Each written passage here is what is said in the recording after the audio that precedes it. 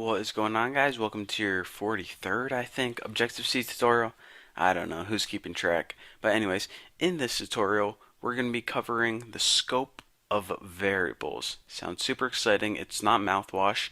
Scope pretty much means who has permission to use the variables that you create. So, well, first of all, I should probably tell you this. I created a new class called Tuna. Yeah, that's all I need to tell you. So you probably don't even need to type along with me in this tutorial. Just sit back, watch, and learn. But don't learn too much. That won't be fun. So anyways, check this out. We created a new class called Tuna, and let's go ahead and make some variables like int x, and let's go ahead and make another one. Why not int y? So by default, any methods, say if we had a method in here called void, some method, any methods that we create in the same class, Tuna, have access to these x and y variables. Easy enough, we knew that already. Obviously, they have access to it. And also, any class that is a subclass of Tuna also has access to these variables. Well, yeah, duh, Bucky, since they inherit the variables, they obviously have access to them.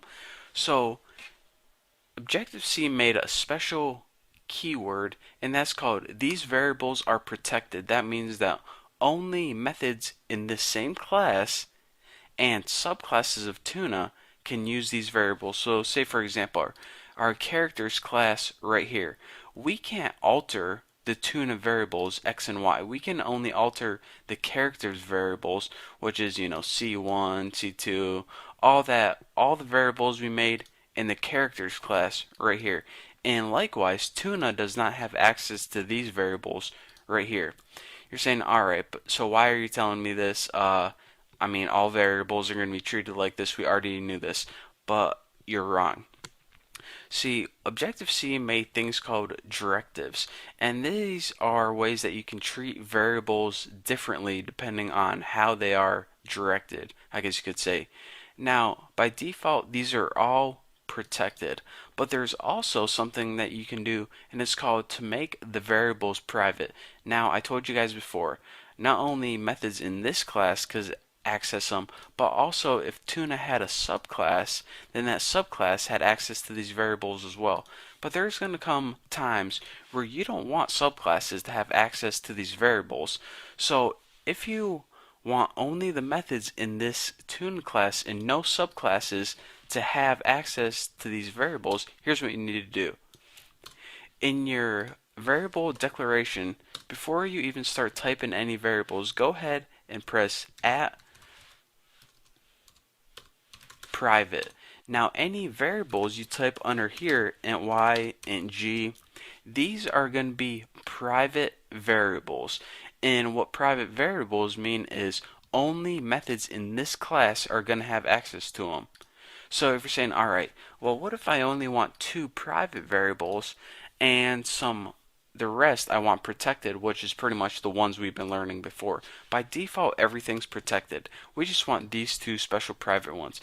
Well, anytime you want to go back to making protected variables, go ahead and put at protect. Ugh, I got the hiccup / burp right there. Go ahead and type at protected. Now any variables you type after this, int h, int not y again, int e, these are all going to be protected. So there are four directives by default: protected and private, and these are the main ones. There's also two other ones called public and package that hardly anyone ever uses except for special rare occasions. But anyways, just concentrate on private, which means only the methods in this class, and protected. These are the ones that we've been learning by default.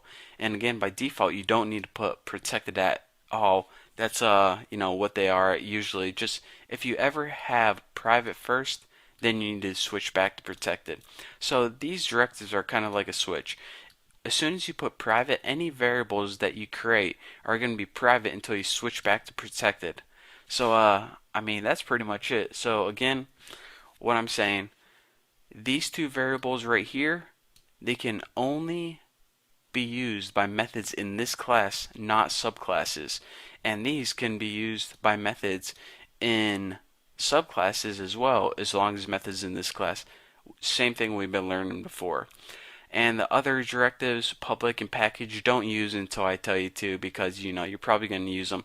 It's often bad program practice to use those. So um, that's actually all I have for you guys for this tutorial. Next tutorial is going to be it's going to be kind of a doozy. So I thought I'd give you guys a break. So go get a glass of milk and watch an episode of Lost. And once you're ready to come back for next tutorial, I'll see you then. But anyways, thank you guys for watching. Don't forget to subscribe. And I guess if you want the source code, I can put it on my forum. So click the link below if you want that. But thank you guys for watching, and I'll see you later.